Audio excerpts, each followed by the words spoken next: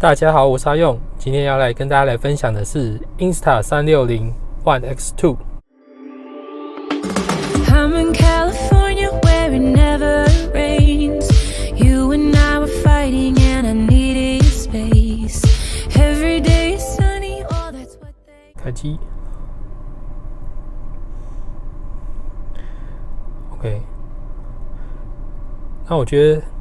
它这次改成这个圆形的这个萤幕啊，我觉得它的那个操控起来其实还蛮不错，蛮灵敏，蛮就手的。那在它前后的这个部分，它都有这个指示灯，所以说你今天你不管是怎么样来摆哪个方向，你都可以看到我现在目前运作的状况。那这是在待机的状况，它是亮这个蓝灯，然后当你按下这个开始录影了之后 ，OK， 然后你就会发现，然后这边的话，灯丝的指示灯就会变成是红灯这边的闪烁，这时候你就知道是它开始录影了，然后再按一次就可以停止录像。OK， 那它的声控的部分，我觉得也做得蛮灵敏的，像比如说我给它下指示，开始录像，有没有？它就开始去录影，然后停止录像。OK， 关闭相机，看就关起来。我这次买的组合呢是机车套件，所以它有附这个保护镜。OK， 我来讲一下这几天这部分的对它一个使用的一个心得好了。首先呢，我先来讲一下它的缺点好了。那其实在我还没有开始真正使用它的时候呢，其实就有网友在跟我讲说，它的这次这个原厂的这个镜头保护盖的这个部分呢，它其实会有那个所谓高光差的这个问题。那针对这个部分呢，其实我有特别的去做测试。那确实，那它在某一些的特定的一个逆光的一个角度上呢，然后你会发现它在前后镜，特别是在你那个前后镜头的一个分界的这个地方，你会发现一边的镜头的亮度跟另外一边的镜头的那个亮度，其实会有一个明显的一个界限在这样。以我这边测试的状况来说呢，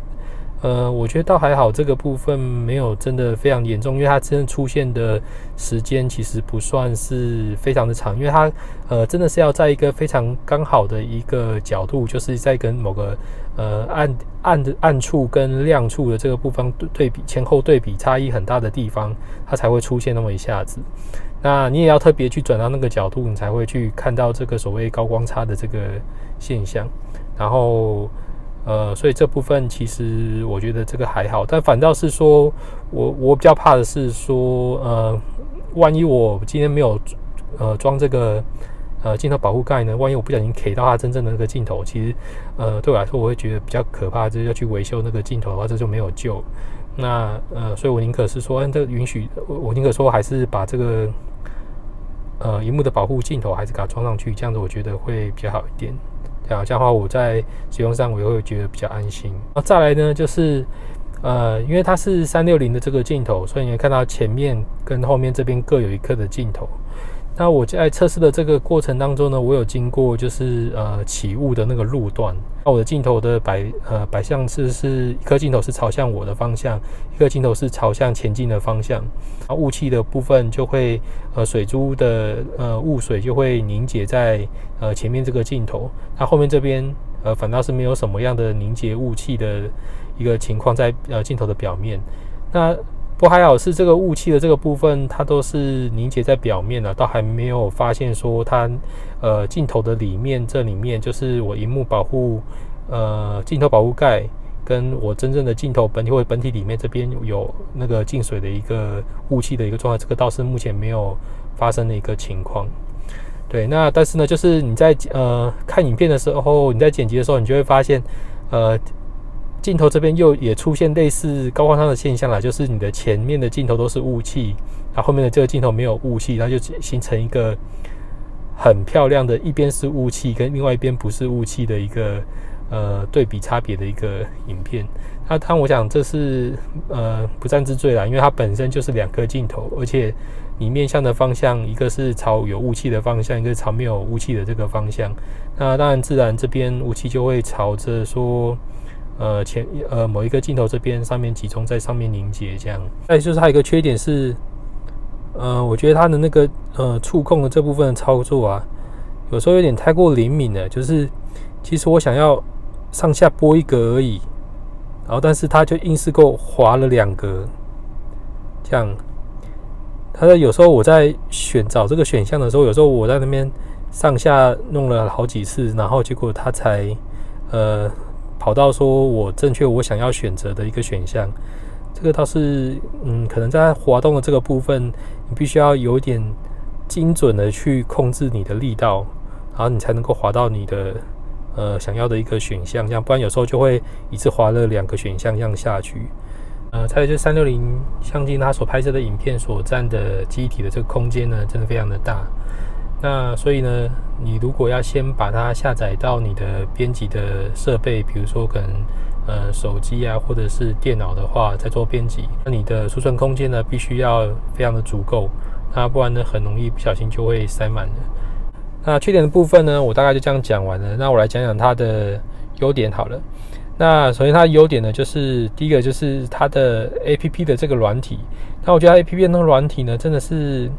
做的还蛮不错的，蛮容易去上手。那其实像我是从来没有用过360的相机的人啊，那我使用的大概稍微去玩一下它的界面，那甚至我完全不用看任何的说明，我就基本上就很容易一下子就可以去知道说我要怎么去剪辑360的影片。那它的这个部分剪辑影片的地方，它也做得非常的直觉，非常的好用。那我觉得这个部分这是它一个相当成功的一个地方了。那像我这样从来没有用过的人，也能够很容易轻而易举的就可以去做一些简单的一个编辑。在使用上的一个概念也都是其实是不一样的。那360相机其实讲求的是你先把影片全部都给它全部的拍下来，那不管你把它架设在哪里，反正通通的这个部分它全部都会录下来。所以你全部录下来之后呢，然后你再之后到它的 App 这边去做编辑。那以往的运动相机呢，你在拍摄的这时候，你必须要非常的注意你所拍摄的这个角度。那如果说你不小心角度这个方偏的话，那你可能取到的画面就不是你想要的。比如说我现在想要从前方去拍摄我骑车的一个角度呢，那我只要把360的相机去往前去架设，然后这时候就可以把我骑车的一个样子给拍下来。这时候就好像有人在帮你去一直在前方帮你去追焦这样去拍摄一样。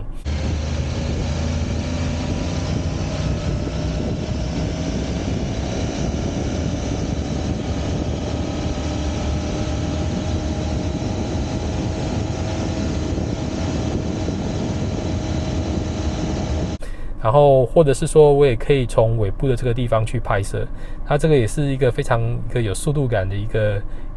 角度，这边可以去拍摄这个机车的一个画面。